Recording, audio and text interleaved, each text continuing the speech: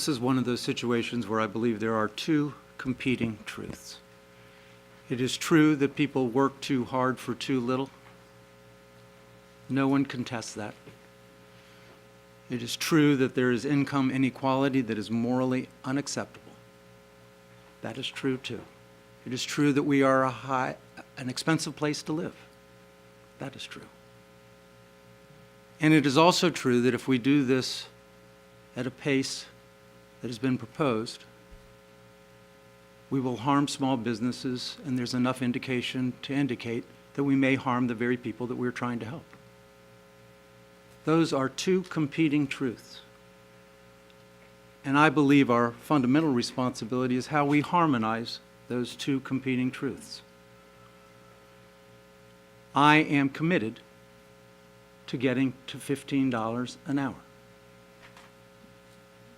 I believe those who are advocates for it are doing good work. But it is our job to look at our county and our situation. And I submit that we are not New York City. We are not Seattle. We are not LA. We are Montgomery County. No major suburban jurisdiction in the United States of America has gone to $15 an hour onto itself outside of a state that has already adopted such a plan. We will be the first, and I'm proud that our county will be the first. But getting the pace right is and has always been the debate. And it is also true, as Councilmember Rice has so eloquently stated, and I think there is broad consensus on this point as well, we need to do much more. It isn't simply good enough to raise the minimum wage. We really need to do more for teens, like the Summer Rise program that Councilmember Rice was a big supporter of, an advocate of, an initiator of. And it was a tremendous program. We do need to do more, as all my colleagues have indicated, on workforce development. In my view, that is how you change people's lives in a fundamentally different way, and a qualitatively different way, by providing the job skills necessary in order to get a $50,000, $60,000, $70,000 a year job. That's what we should be striving for in Montgomery County. And like my colleagues, I am bullish on our ability as a county to prosper. We have work to do in that regard. But if we do this too quickly, I believe we will do harm. Small business in Montgomery County is large business. There's always a lot of talk about how wealthy Montgomery County is. That wealth is not from small businesses. That wealth is from people that basically work in DC, that do very well. But when we talk about the wealth in Montgomery County, it's not the small business person. I was a small business person. You wake up every day and you're trying to figure out how you can make it work. You hire people, you fire people, you look at your bottom line every day.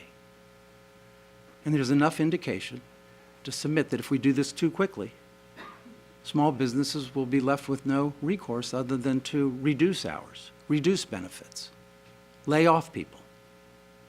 We have seen indications that that can happen. There is a tipping point if you go too quickly. Otherwise, we'd be talking about $20 an hour, $30 an hour. There's obviously a point in time and a number that can cause harm. Certainly what we've done to date has not, in part because we are still almost just $1 above what the state is, $1.40. And Montgomery County is $1 more expensive to live. The studies have indicated that. So from my perspective, again, this has always been about pace. The county executive has provided us with a path forward, a constructive path forward. And I believe that that model, the years that he has proposed, which is comparable to what Minneapolis did, the last major jurisdiction to pass a minimum wage, did precisely that.